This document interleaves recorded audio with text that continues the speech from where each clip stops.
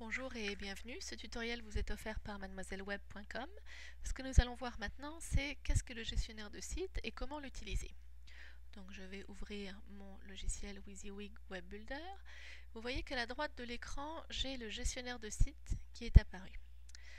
Si vous ne l'avez pas sur votre écran, vous pouvez facilement le faire apparaître en allant dans Afficher et en cochant la case Gestionnaire de site. Qu'est-ce que le gestionnaire de site? Le gestionnaire de site, c'est l'arborescence de toutes les pages que vous avez créées pour votre projet. Par exemple, ici, j'ai créé un projet qui s'appelle Mon site.wbs. L'extension que vous voyez .wbs, c'est l'extension de WYSIWYG. Et à l'intérieur de ce fichier WYSIWYG, j'ai plusieurs pages. J'ai par exemple une page index, j'ai une page 1, page 2 et une page 3. Donc le gestionnaire de site me montre un petit peu tout ce que j'ai créé pour l'instant dans mon projet mon site.wbs. Si vous voulez que je vous donne une image par exemple, c'est que le gestionnaire de site c'est comme le gestionnaire de fichiers dans Windows. C'est-à-dire que pour un répertoire donné, on voit tous les fichiers qui sont à l'intérieur de ce répertoire. Et ce qu'il y a d'intéressant, c'est qu'on peut les bouger, on peut les sélectionner, les mettre ailleurs, on peut en créer des nouveaux. Je peux créer une nouvelle page par exemple, vous voyez, page 4, page 5, etc., etc. Par défaut, lorsque vous créez pour la première fois un projet, la toute première page qui s'affiche dans votre gestionnaire de site, c'est la page index.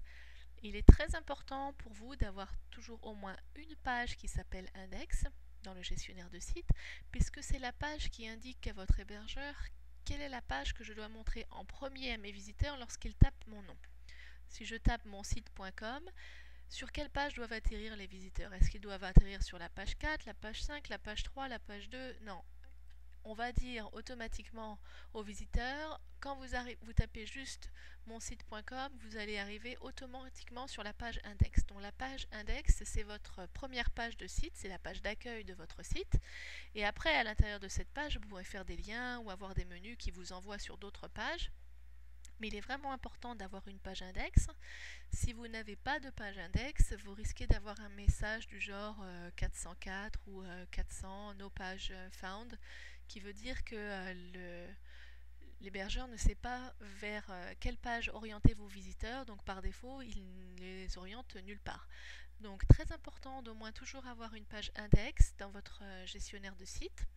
De toute façon, elle est créée automatiquement quand vous créez un nouveau projet, donc conservez-la et utilisez-la et sachez que c'est la page sur laquelle vos visiteurs vont arriver en premier. Lorsque vous créez un site ou lorsque vous utilisez le gestionnaire de site, vous avez donc ces petits icônes qui sont placés ici sur la barre juste sur le menu. Et nous allons maintenant détailler à quoi servent ces icônes. Je peux par exemple ici créer une nouvelle page en cliquant sur la première icône. Ça me donne une nouvelle page, elle s'appelle page numéro 6. Je peux créer une nouvelle page à partir d'un modèle. Donc je vous rappelle qu'il y a des modèles qui existent déjà pour WYSIWYG Web Builder. Si vous préférez utiliser un modèle pour vous aider, ou que vous avez vous-même enregistré vos propres modèles, vous pouvez cliquez sur cette icône et ça va vous ouvrir la fonction pour aller rechercher les différents modèles. Bon, moi j'en ai pas ici pour mon gestionnaire. Ensuite, vous pouvez ici éditer la page, ça veut dire je sélectionne la page que je veux modifier et j'appuie sur éditer.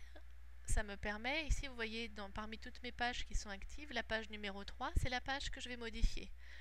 Une autre façon d'éditer, c'est simplement de double-cliquer sur la page. Et comme vous voyez maintenant, c'est la page 4 qui est la page active. Si je vais sur la page 5, je double-clique. Donc soit je passe par éditer, soit je double-clique sur la page. Cette fonction ici vous permet de cloner une page. Si vous voulez créer une page qui ressemble exactement ou plus ou moins à une page précédente et que vous avez très peu de modifications à apporter, on va utiliser cette fonction. On dit la page index, je vais la répéter plusieurs fois, donc je peux cloner et les éléments qui sont sur ma page index vont apparaître également sur ma nouvelle page qui se crée. Cette croix ici, c'est assez simple, c'est pour supprimer une des pages lorsqu'on n'a plus envie de la voir. Et cette ce dernier petit icône vous permet de modifier les propriétés de la page. C'est par exemple une fonction qui vous amène dans propriétés de la page. On y consacrera une vidéo. J'y consacre une vidéo complète parce qu'il y a, comme vous voyez, beaucoup de tables et beaucoup de choses à savoir sur les propriétés d'une page. Donc on ne va pas le détailler maintenant. Et enfin, les petites flèches vous permettent de remonter et d'organiser vos pages comme vous le souhaitez. Sachez aussi que vous pouvez très bien les prendre et les monter et les déplacer comme vous le voulez manuellement, ou alors utiliser les petites flèches pour jouer et organiser vos pages. Donc l'important quand vous créez des pages, c'est de ne pas laisser page numéro 1, page numéro 2, page numéro 5. Ça, c'est ce qui est mis par défaut par WYSIWYG Web Builder. Mais ce qui est important, c'est de renommer vos pages, excepté la première page, qu'on va toujours laisser comme index, pour des raisons simples, pour indiquer à l'hébergeur, voici ma page principale, ma page d'accueil pour mes visiteurs. Donc, je dois lui laisser le nom index pour qu'il puisse comprendre. Par contre, pour toutes les autres, je suis très libre de renommer comme je le souhaite les pages. Et pour ce faire, je clique droit avec ma souris et je vais directement dans renommer la page. Et je dis, ceci sera ma page pour les contacts. Je peux ici faire la même chose pour ici renommer la page. Ce sera la page pour les photos, par exemple. Et ceci, ce sera la page pour les vidéos. Voilà. Donc ça vous permet, comme vous voyez, maintenant les pages ont été renommées. Ça veut dire que quand je suis en train de travailler sur la page contact, je sais ce que je suis en train de faire. Quand je suis en train de travailler sur la page photo, je sais ce que je suis en train de faire aussi.